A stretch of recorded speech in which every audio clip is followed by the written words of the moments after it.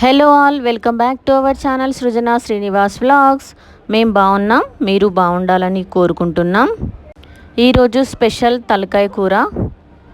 జలుబు చేసినప్పుడు మిరియాలు వేసుకొని తలకాయ కూర వండుకొని తింటే ఉంటుందండి, అసలు దెబ్బకి ఎగిరిపోతుంది జలుబు. మా ఆయనకి జలుబు చేసింది. బుజ్జి నాకు ఘాటుగా ఏదైనా తినాలని ఉంది అంటే తలకాయ కూర తీసుకురమ్మన్నాను నేను. 1 kg తలకాయ కూర అయితే తీసుకున్నాను నేను. దీన్ని ఒక 2-3 టైమ్స్ నీట్గా కడుక్కోవాలి. ప్రతి పీస్ని చూస్తూ కడుక్కోవాలి, ఎందుకంటే కొన్నిసార్లు వెంట్రుకలు ఇంకా ఏమైనా ఉంటాయి. అందుకే నీట్గా కడుక్కోవాలి తలకాయ కూరని ఎప్పుడైనా.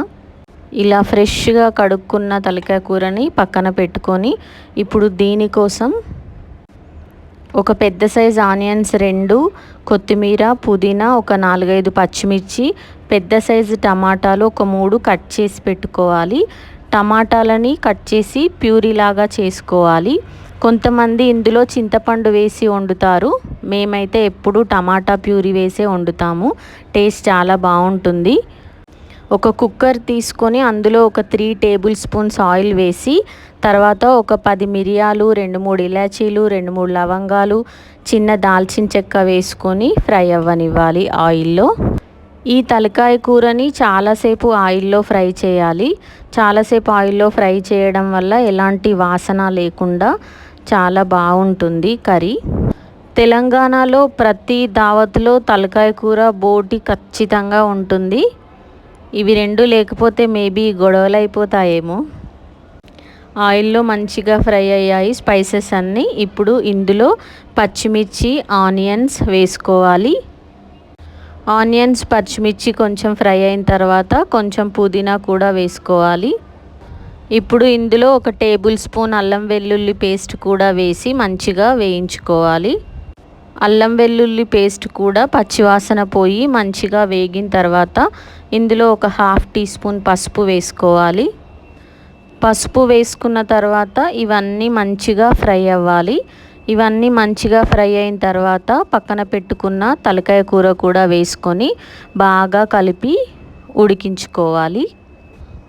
నేనైతే బిఫోర్ మ్యారేజ్ తలకాయ కూర అస్సలు టేస్ట్ కూడా చేయలేదు ఎప్పుడు.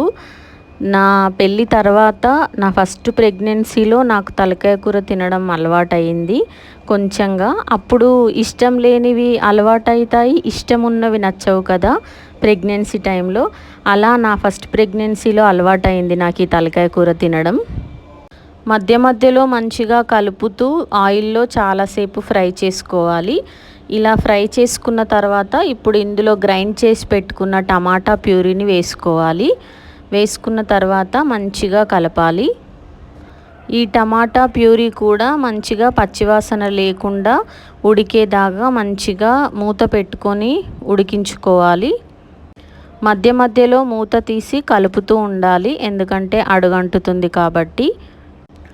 ఇప్పుడు ఇందులో తగినంత కారము, తగినంత ఉప్పు వేసుకోవాలి. స్పైసీగా కావాలనుకుంటే కొంచెం ఎక్కువ వేసుకోండి, నార్మల్గా తింటే తక్కువ వేసుకోండి. మా పిల్లలిద్దరూ అయితే తలకాయ కర్రీ అస్సలు తినరు, అందుకే మేము కొంచెం స్పైసీగానే చేసుకున్నాము. ఇందులో ధనియాల పొడి కూడా వేసి కొంచెం కొత్తిమీర వేసి బాగా కలుపుకోవాలి. ఇది మంచిగా కలుపుకున్న తర్వాత ఇప్పుడు ఇందులో తగినన్ని వాటర్ వేసుకోవాలి. ఇప్పుడు కుక్కర్ మూత పెట్టేసి 5-6 విజిల్లు పెట్టుకోవాలి. 5-6 విజిల్ల తర్వాత తలకాయ కూర అయితే రెడీ అయిపోతుంది. మాకు కొంచెం ఇలా గ్రేవీలాగా ఉంటేనే ఇష్టం, పులుసులా కాకుండా. అందుకే కొంచెం నేను ఇలా దగ్గరికి చేసుకున్నాను. టేస్టీ ఘాటైన తలకాయ కూర అయితే రెడీ అయిపోయింది.